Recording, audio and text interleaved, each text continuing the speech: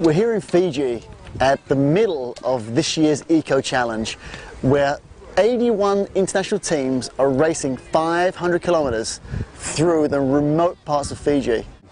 It's really teamwork, camaraderie, and togetherness of a group of people, which is far more important than physicality or technical prowess. I'm Mark Coslett, and I'm here shooting the 8th Eco Challenge I've covered. The Eco Challenge is a multi-day, multi-discipline adventure race which takes place in a different part of the world every year. The first one occurred in Utah, and in Australia, Morocco, Argentina, Borneo. I'd say the experience of the athletes is they got what they asked for. They asked for more adventure in the Eco Challenge. It's wide open jungles. I talked to Barry Sith of REI Adventure today, caught up with him on the bike leg, and he said he dropped off a 60-foot cliff in the jungle, sustained multiple injuries to his head, and yet was not seriously injured and able to continue. But that's the difference. It's like they're really out on their own out there, and they're not being babysat. In order to find a place to hold Eco Challenge, there are 3 criteria that I really need. Is it an iconic location that conjures up images in your mind when you hear about it? Is it in fact beautiful when you get there? And is the government receptive to working with you? Because without the government working together, you couldn't pull this kind of enormous logistics off. And so I have location scouts, professional film location scouts, scouring the world looking for sites.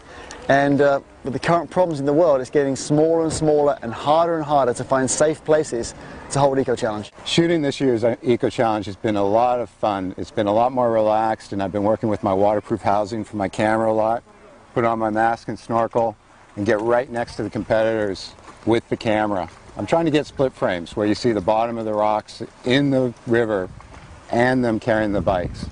Very difficult shots to get. At first you think the water is warm, but if you spend about a half hour to an hour submerged in it, you really get cold quickly. So a lot of times when I'm doing that kind of work, I wear a wetsuit.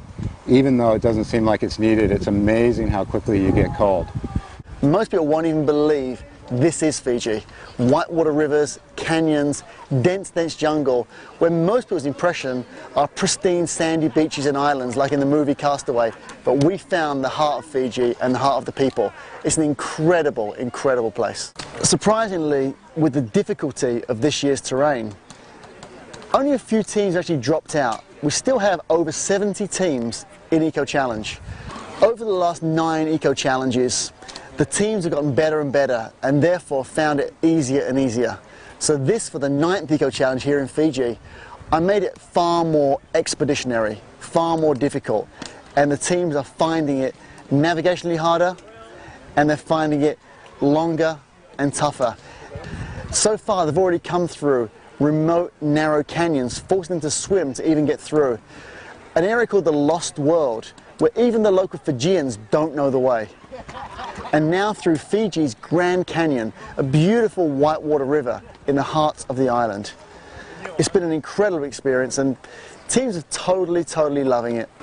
If they make it this far, it's still just beginning, because ahead of them is a 60-kilometer jungle trek, followed by pack rafting, which is one-man tiny rafts navigating tributaries of an upper jungle system river, over a jungle mountain, and then trekking another 50 kilometers through golden flowing grassland to reach the coast. That's where they'll sea kayak out and around some of Fiji's many islands, similar to where the movie Castaway was made. It's an absolutely epic adventure, and one they're unlikely to ever repeat. I think what I like most about covering the Eco Challenge is the people that you meet.